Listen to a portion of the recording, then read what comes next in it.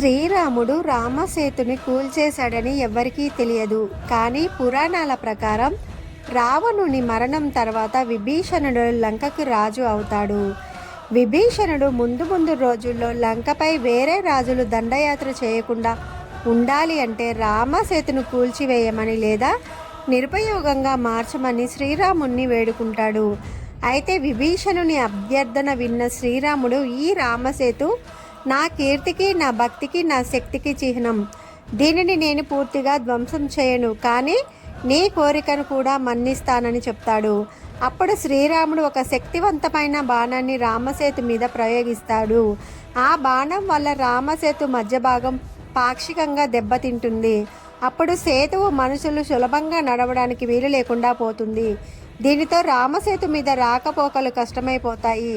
లంకకు భవిష్యత్తులో దండయాత్ర ముప్పు తప్పుతుంది. ఈ సంఘటన యుద్ధకాండలో ప్రస్తావించబడింది. కంటెంట్ నచ్చితే ఛానల్ సబ్స్క్రైబ్ చేసుకుని వీడియో లైక్ చేయండి. జై శ్రీరామ్.